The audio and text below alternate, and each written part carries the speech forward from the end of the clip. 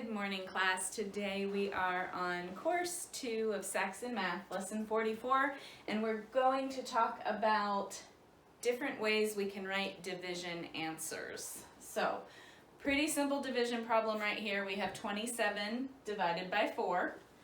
4 goes into 27 how many times? Yeah, you can answer. 4 times 7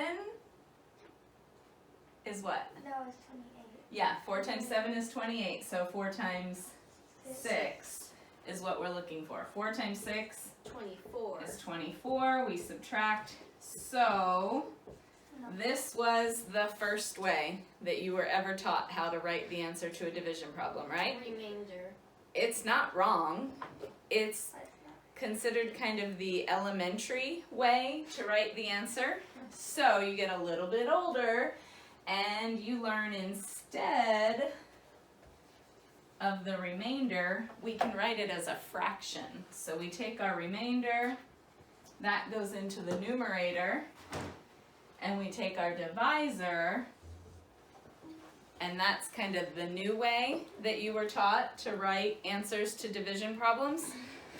After yesterday's lesson, there is now a third way we can write a division problem. So, we had 6, remainder 3, we have 6 3/4, and now we can also take this and turn it into a decimal where we've got 6 and here we can use yesterday's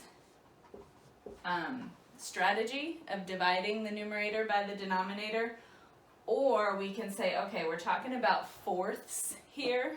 What coin is 1/4 of a dollar? Quarter. A quarter. We have 3 of them, so how much money is 3/4 of a dollar? 75 cents. So 6 3/4 is the same as 6 7/500. So, all of these are correct. What your Saxon Math book is going to do is say, specifically, write your answer as a decimal, write your answer as a fraction, or in today's lesson, write your answer all 3 ways. So our first example says divide 54 by 4 and write your answer all 3 ways. So you girls have your whiteboards, go ahead and do that on your whiteboard. And I am going to do it on the board here.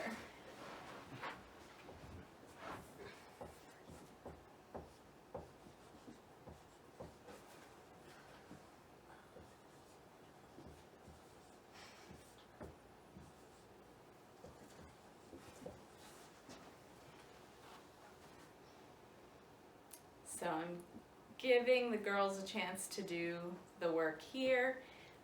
You at home also have a chance to do this along with me. This is the first way I would do it. The simple elementary, find the remainder first.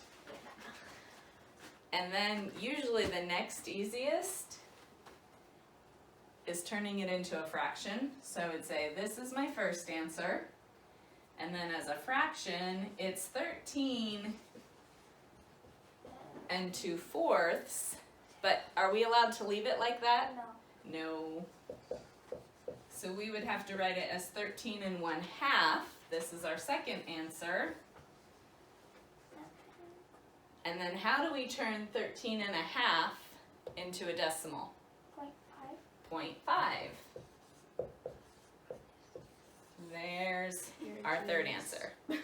So for this type of question, they want 3 answers. Yes, the girls got it right.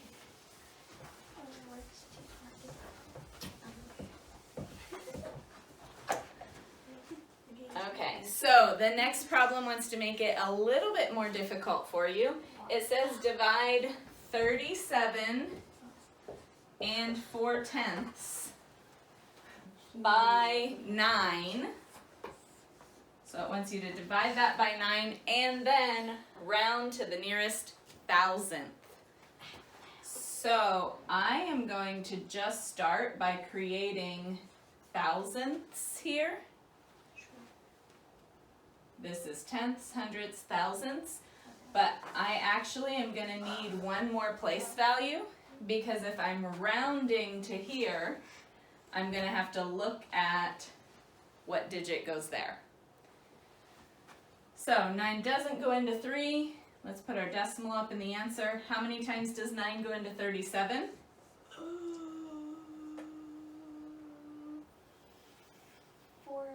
4 times.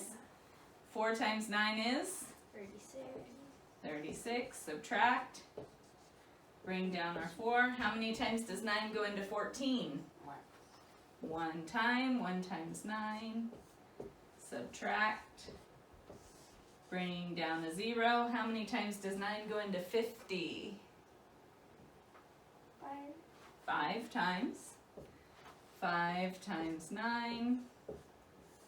Oh, I'm starting to see a pattern here. Are you? Do I have to keep doing the division there? 50, it's going to continue going 5 times. So we could put the repeating line above that, but that's not what the directions to this problem said. It said to round to the nearest thousandths. So this little squiggly equal sign means it's about equal to, or approximately. So what are we going to round to? We'll have 4 and 1, 5, 6. We want to round up because 5 is the round up side. Okay? That's it.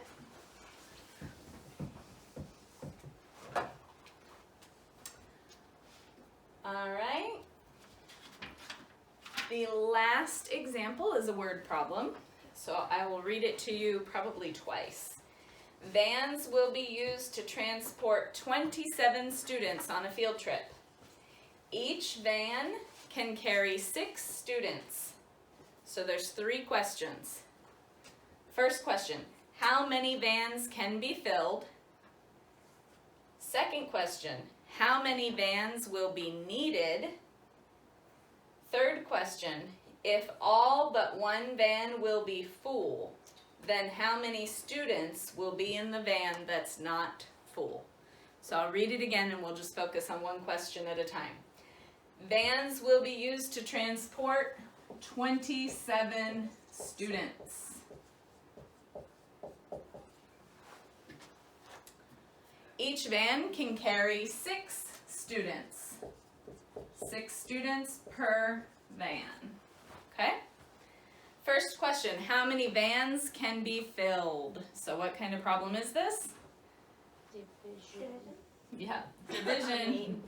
27 students divided by 6 students per van. How many times does? 4 times. All right, so how many vans are going to be full? 4. Part A is 4 vans. Question B was how many vans will be needed? So 6 goes into 27 4 times, but are 4 vans enough? No. No, because we're going to have a remainder. We'll have 3 students that won't fit in those 4 vans. So for part B, how many vans do we need? 5. We need 5. And then C said if all but one van will be full, then how many students will be in the van that will not be full? What part of the division problem represents that? The remainder. The remainder. That 5th van is going to hold 3 students.